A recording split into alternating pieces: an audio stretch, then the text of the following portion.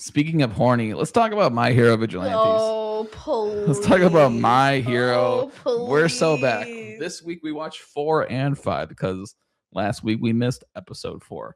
So now we're so back. My first note for episode 4 is Koichi needs to get his license already because dude is faster than a bullet train and can shoot blast at people. And while his blast might not be the most accurate or powerful things, he could still fucking shoot somebody. and he doesn't even hide his face anymore. So like he never did to begin he with. did. No, he did. Remember before he used to wear his hood and he had goggles on. He has goggles. Dude, he had a pair of Walton Goggins goggles on. He had a pair of Walton goggles. Walton Goggins on. And he would hide his identity because being a vigilante is illegal. But you know what? He seems to meet every fucking pro hero, and they're like, whatever, just doing the Lord's work. Dude, they all fucking know that it's him, especially Aizawa. Like, oh my God. Like, do you think one of them would be like, you know what? Maybe you shouldn't, because there's a bunch of rampant druggies around. Nah, I think they need the help, and they won't admit it. And speaking of Aizawa has been spending his days and nights inside of this fucking not coffee shop, inside of this random the drug dealers, who are good drug dealers though. They're selling ED medicine. They're so funny. Speaking of, my first note is Pop just comes and judges Koichi in his own home, just like walks in and is like, what the fuck are you doing? Anyway, my second one is using animal wool growth serum as Rogaine is crazy. Yeah, like to explain who's selling this Rogaine, there's these 2 cricket brothers, right? And their older brother is an actual praying mantis now because he got infected with the drug that has been making. He just got a little lost. Yeah, he's infected with the drug that is making everybody's quirks like enhance. So he used to just have like mantis powers. But now he's like a fucking praying mantis and can't live anywhere besides a giant Amazon warehouse. So, yeah. And now he's all for animorph rights. Yeah, he's for everything. Apparently, he's become a lawyer. So yeah, Aizawa has just been basically going to these good drug dealers' house and being like, "Give me coffee, and this is where we have." Yeah, he just meetings. Treats their warehouse as a coffee shop. And one of my newer notes for the next episode is Aizawa would just hang out here even if he wasn't tied to a case. Like he would just pop around and be like, black coffee, please. He's like, hey, what are you guys up to? Nobody else is here but just us. This is nice. I'm acting like I'm doing my job. I am, but I'm not. I swear to God, Eraserhead just loves not doing his job. I mean, he loves doing his job, sure, but in the like most laid back, chill ways, and then only comes into action unless the villain is at his doorstep. Yeah. So anyway, back to what was going on. The Crueler is being chased by this giant octopus who, surprise, surprise, is infected by this drug that makes your quirk go insane. And he scoots on past where Aizawa has been hanging out and is like, hey guys, watch out for this giant monster. He has no mask on, no nothing. He just says to Eraserhead, hey, watch out. And Eraser's like, wait a second. Are you? And he's like, gotta go, concerned citizen. It's like, can we just have someone just be arrested? Something. Yeah, honestly, like there is like Koichi is not Clark Kent. Yeah, like I mean, they made such a big fucking deal in the first season. Like, I'm gonna sound like such a Karen. I'm gonna get on my Karen soapbox. They made such a big fucking deal about the how bad vigilantism is in this city and how people are getting hurt, people are taking advantage and just beating, like Knuckle Duster was just beating the shit out of people, and they're like unregulated. So it's like, you know, nobody knows what the fuck they're doing. And that's, you know what, I kind of agree with why they should go take the fucking license and just become a fucking hero, right? But the reason why Koichi didn't want to become a hero is because his power was he could slide at the speed of a slight jog. But now he has the speed of a fucking... He's a new power every fucking week. the first episode, he's flying faster than a bullet train, and now he's shooting projectiles, and he could basically fly at this point too, by the way. So he could fly, be fast as fuck, and can shoot people. So like, dude, just take just take a fucking test and become a real hero. Instead, he likes hanging around with his, I don't know, his protege Pop Step, who is like 14. Like, I get it. He's kind of taking on a mentorship for her in a way, right? Like, he's a mentor. There's no sexual feelings that he has for her. And I'm so happy that we have an ignorant king. Dude, just wait till we talk about the next wait till episode. we get to episode fucking 5, because boy, is he an ignorant king. But Koichi's so me. Koichi's great. But yeah, so like this whole episode was just the Crueler and the boys and Aizawa are like, hey, we gotta figure out a way to take care of this giant octopus, and they have no idea how to do it. The Mighty Morphin Grasshoppers. Oh yeah, the 2 fucking grasshoppers have a legit magical girl transformation. Oh, it was so funny. And they morph in time. They morph into it really did feel like boys. watching Power Rangers. Yeah, so that happens. This octopus thing breaks the fucking praying mantis's home. For real, I felt so bad for him, and it was like right after he got done calling Koichi a bigot. Oh yeah, he called fucking Koichi a bigot. It was, you're a bigot, my dude, with yo, the calmness. Yo, a bigot, my dude. Yeah, and he has like a Brooklyn accent. He's like, hey, come on, Koichi. You know you're a bigot. Don't be like that to me. Don't be a bigot. Yeah, so Koichi. And then he becomes a hypocrite. And then he becomes a bigot. Yeah, so that happens. We end up seeing the fast guy like defeats the octopus dude and beats him up, and he's like, "Oh, I'm so evil because I took powers and I'm evil and I'm fast. I'm evil." I literally wrote down, why are all the flashes weird? Like, why is every single flash everywhere? Not just here. Why are they all weird? You mean like the superhero Flash? Yeah. Okay. Yeah. Why? Like every single one of them. Not every one of them's weird. Disagree. Hard disagree. They're all weird. The bad ones are weird. Yeah. The bad ones are weird. Sucking toes. The bad ones are really fucking weird. You ever wonder why your big toe is a little bit wet? It's probably a flash. Whatever's going on with your toes is not going on with my toes. Don't put my toes with your toes, buddy. Yeah. So that's episode 5. Or that's episode 4. That's episode 4. Episode 5, Miss Midnight. Dude, this is the Miss Midnight episode. For whatever reason, Miss Midnight knows Pop Step, and she decides to take Pop Step on a college adventure with some kids to try and figure out who's selling drugs, right? Yeah. So she takes this 14-year-old to a bar where they're just giving drinks out. Not all of them are drinking. Not all of them are drinking. Koichi's not drinking. Okay, sorry. The majority of them are drinking. There are drinks. The drinks are afloat. I also don't know what the legal drinking age in Japan is. So. It's probably like 18. She's like 12. So Koichi's 17 then? Yeah, no. In college? He's in college. No, he's 18. So it is probably 21. Okay, so it doesn't. Yeah, I'm like, hello. She's still fucking 14. Yeah, and I guess he's there, but he's in college age. I don't know. I guess you're allowed to go in bars.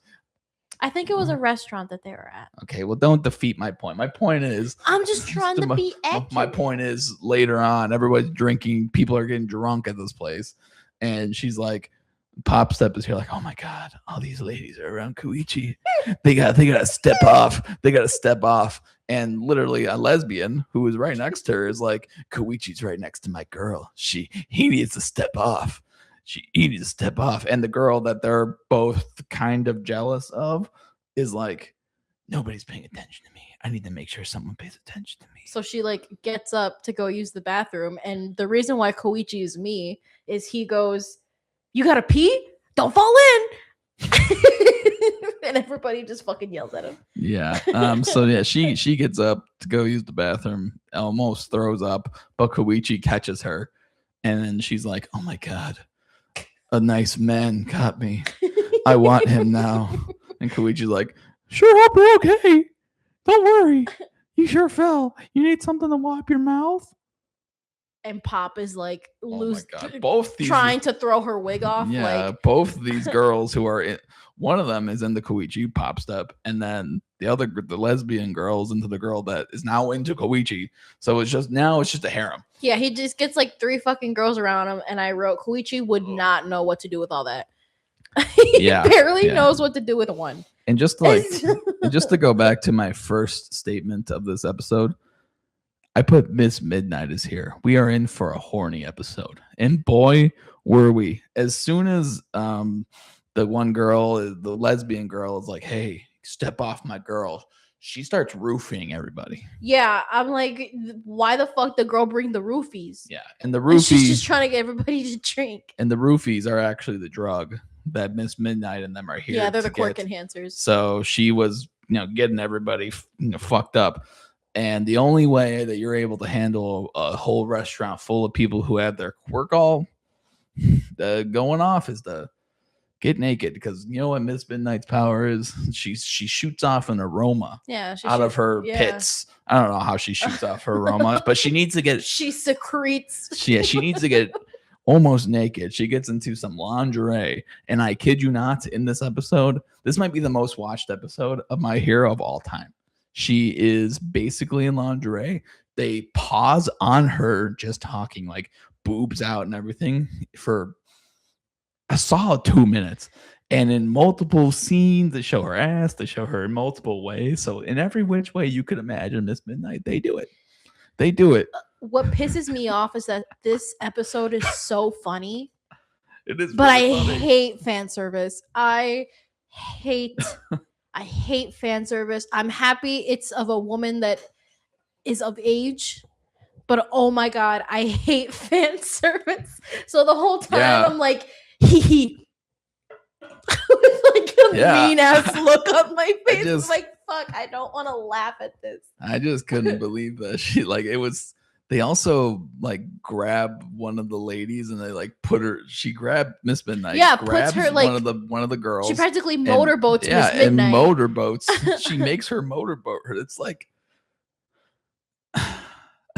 she doesn't. She falls against her chest, but like her face is smushed in there good. Yeah, this is going to be the most watched episode of any. This show is so small when nobody on like anime on r/anime is talking about it yet, because like I can't wait to see tomorrow's r/anime. Dude, I'm gonna be so upset looking through this fucking Twitter to try to find shit for the thumbnail, dude. Twitter's a scary place. Twitter is such a scary place. I'm so tired. I hate it here. First thing I look up can we all appreciate her appearance in this episode? Oh my god. Yep. Get the Goonies out of here. This is not going to be a great look for the My Hero. For the My Hero people who think that their show isn't Gooner bait. You know what? We're lucky that Horikoshi wasn't the one doing Vigilantes, because he would have made the most voluptuous like side character. And I can't believe it's so funny. They just picked Ms. Midnight to do this. But anyway, enough about Ms. Midnight. Let's go back to real detective work. Knuckle Duster's back, baby. Yeah. Well, first we go back to Aizawa, back at going back in the workshop. He's back with the two grasshopper, the creepy nuts boys. He's back with them making coffee, talking about mission shit. And let me just get to the real point here. Knuckle Duster's back. Knuckle Duster is so back. My second note for this episode is week 5 of asking where Knuckle Duster is. And guess what the name of this episode was? The Return of the Man. And boy, was it the Return of the Man. Knuckle Duster is back. Also, the English dub fucked with us. So Knuckle Duster travels undercover to Hong Kong, and they're talking in Chinese. But in our English dub, they didn't translate it to English. They just had it in Chinese, and we had no idea what they were saying. Yeah, I wrote down them speaking Mandarin with no English subtitles is diabolical. I want to know what's happening. Yeah, so we had to switch it back to Japanese to see what they were saying in English. Yeah. Ironically enough. So yeah, he kicks a bunch of random people's ass to try and get some more information about, the drug, where the drug is coming from. And he comes back to the homeland of Japan. And yeah, he talks with his daughter. His daughter and him are trying to rekindle their relationship. She's in the hospital. She seems to be doing pretty good. That was another note I had. Good that she's doing good. They also kind of like dropped a little bit of. Did they talk about this in the first season? The little bit of lore that Knuckle Duster got his quirk stolen and he was a pro hero. I don't think they did. Yeah, that's what they revealed that to us, that the Chinese or shop owner recognized him. Oh wait, so he was the fast guy? Mm-hmm. He recognized him. Oh wow. Or at least he resembles him. I don't think he was him. I think they would have made more of a thing about that, but that's what yeah. I don't think that's him. I think it's him. I don't think that's him. I think they would have been like, maybe, I don't know. We'll have the wait till next week to find out. Yeah, he got his quirk stolen. Yeah, I don't know if that's true. I feel like in the first season he was talking a lot about how he never had a quirk. I believe it. Okay, I guess we'll find out. Does Knuckle Duster have a quirk or not? We'll just live in week by week with this show on the edge of our seats, waiting for what comes next. Yeah, so glad Knuckle Duster's back. It's one of my favorite characters in the show. Dude. I think his English voice actor honestly should really voice. He should voice Wolverine. Yeah, that guy. Yeah, he's a good, deep, gravelly voice. Yeah, he would be a good Wolverine. Really good. Yeah, glad that he's back. And he was a speedster. Yeah, and he does suck toes, so. He's the good one. He's one of the good ones. One with feet. Speaking of feet, we talk about free run. Oh my god. Anyway, if you liked My Hero Vigilantes episode 4 and 5, and you liked what we're talking about here, leave us a like below. And while you're down there, subscribe.